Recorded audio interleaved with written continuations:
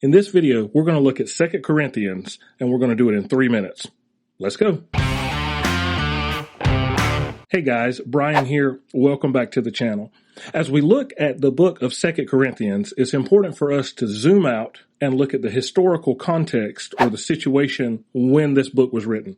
Paul had been communicating with the church in Corinth, and somehow along the way, a handful of people in the church in Corinth had actually started to doubt Paul's credibility and his authority as an apostle.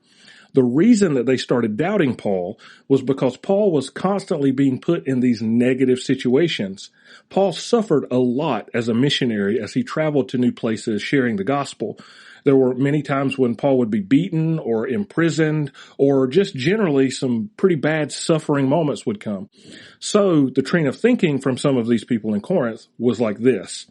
Because Paul is constantly facing negativity or these bad situations, that's proof that he's not an authentic apostle. So the reason that Paul wrote 2 Corinthians is so he could show those people that his sufferings actually reveal the glory of God. And so from Paul's perspective, he shows the opposite of what some of these Corinthians are saying. In other words, these Corinthians are saying Paul can't be from God because he's facing these negative issues, where Paul is saying that God is revealing his strength and his power through these negative issues. Therefore, that shows that he is in fact sent by God. If you're looking for the structure of 2 Corinthians, it can be loosely described this way. 3 major sections. Section 1, dealing with Paul's defense of his apostolic ministry. That's chapters 1 through 7. Section 2 deals with a collection that the Gentile churches are taking up for famine relief for the Jewish church in Jerusalem.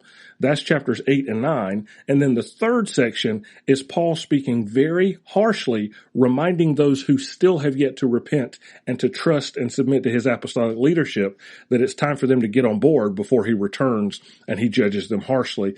That section is chapters 10 through 13. So for us in the modern church, it's important for us to remember that just because we see a ministry or a minister or even our own lives face difficulties or suffering or problems, that doesn't mean that God's not at work.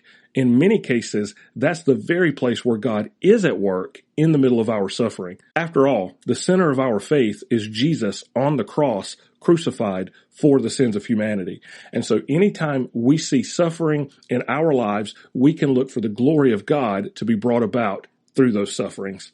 And that's the book of 2 Corinthians in 3 minutes. Thanks so much for hanging out and watching this video. If you learned something today, do me a favor, hit that thumbs up button on this video. I would greatly appreciate it.